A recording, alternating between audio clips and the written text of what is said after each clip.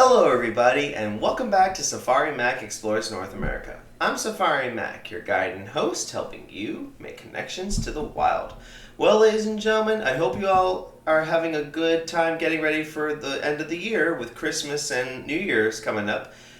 Which reminds me, it's time for us to get back to Katmai National Park and Preserve in Alaska, hanging out with the grizzly bear, otherwise known as their Latin name of Ursus arctos horribilis.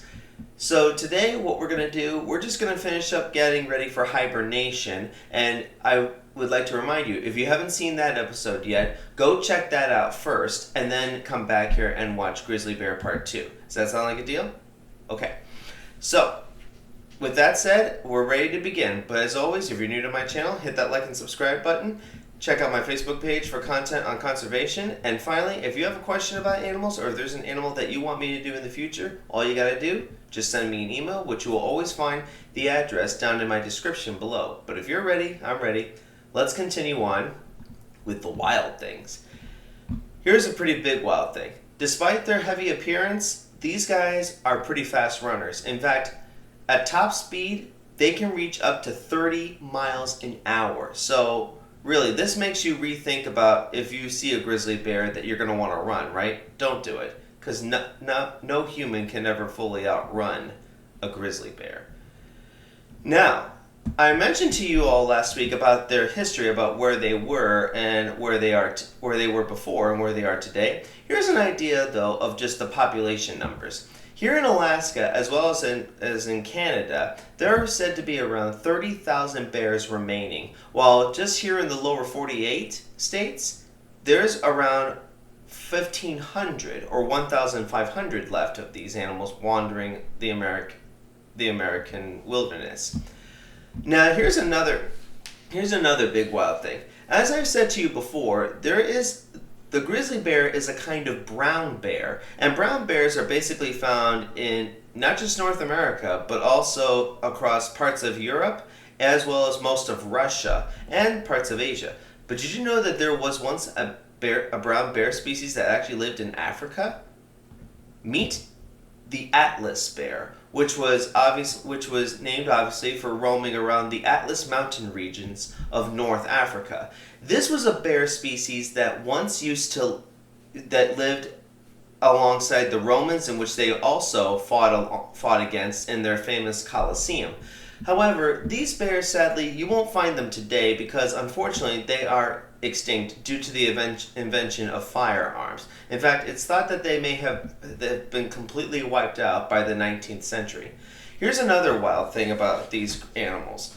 Their bite force is very much equal to 1,000 pounds per square inch, and they are immensely strong enough to carry around 1,100 pounds of weight, as if it was a rag doll or a toy.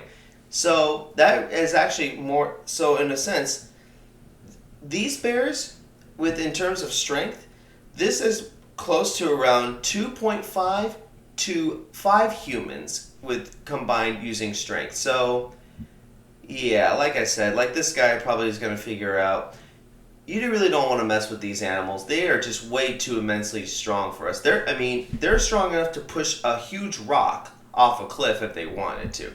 If you want an idea of that, think about Disney's Brother Bear, where before the killing blow, the character Kenai climbs on top of a boulder, and the bear that he's hunting is literally trying to push him off the cliff. So just think about that for a minute.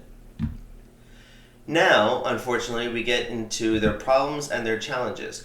Thankfully, though, I can tell you that a big majority of the problems have already been covered in a previous episode. Our American black bear, episode 2, can tell you exactly what the same problems that brown bears are facing, just as much as the black bears are.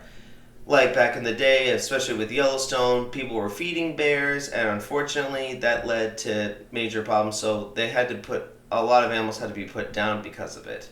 But we'll skip that for right now. Let me tell you a little bit about the grizzly bear's problem. So the problem for these animals is that they're just they're considered to be now getting a little too close, just a little bit too comfortable around humans, especially in the urban settings. Now, I can tell you one thing for right now: there's no fear about a grizzly bear walking around in the city or something like that, because for them, these animals they would rather run and hide if they can. I mean, of course, that's not to say that they're not going to be a pushover. I mean, these are immensely powerful animals that will kill you if they if they feel threatened or put in that kind of a chance. So, as I've said to you previously in one of my episodes, which is the bear safety episode, which I encourage you to take a look at as well, these animals really would rather flee than have to fight. That's why you really got to be careful with these creatures. Now, unfortunately, grizzly bears are getting a little too smarter for their own good. See, this gun is actually with rubber bullets, so they shoot at the bears as a kind of deterrent, and they also have a kind of really foul tasting chemical put around food.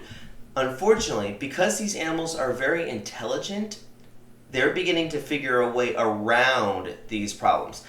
Generally, they would prefer not to go near, but unfortunately, once you feed a bear, any bear, basically it becomes a dead bear. As I've said before, I mean, you need to just not feed them, because not only is it illegal, but you're also endangering not just yourself, but others, as well as the animal itself. See, they need to keep their wariness of humans. They need to stay away from us. We want them to be afraid of us. However, of course, before European settlers in America came in and settled the country, they didn't fear man. Not yet. But of course, later on, they would learn the roles would be reversed, and it would seem that they almost would be completely pushed out. I mean, we already lost them in California as well as in Mexico. Thankfully, though, there are ways how we can coexist or manage problematic bears. Now, unfortunately, here's the big bad news part. Fed bears are dead bears. Or if a bear attacks, which a grizzly bear attacking a human, it is actually considered to be a bit more rare than that of its cousin, the American black bear. So there's that, but of course, that's not good. And so, unfortunately, the solution more often is they have to put the animal down, and it really is for their own good as well as for us to keep everybody safe. But like I said, let's take a look at how we can manage or coexist. For one, you can take a bear awareness safety course that can tell you all the ins and outs of how to be bear smart and just how to keep these creatures as far away as possible. What's one way? Bear-proof garbage cans, keeping food locked up, and try not to even go near these animals. It's just one of the dumbest ideas that you can do with your life. And another thing, especially if you're camping, tie up your food in a way that they won't be able to reach. Because if you do that, not only are you saving yourself a lot of trouble, you're saving their lives as well. Well, ladies and gentlemen, that's it for this week. Join me next week as we get closer to Christmas, hanging out with the caribou. But until next week, this is Safari Mack, and I will see you all out there.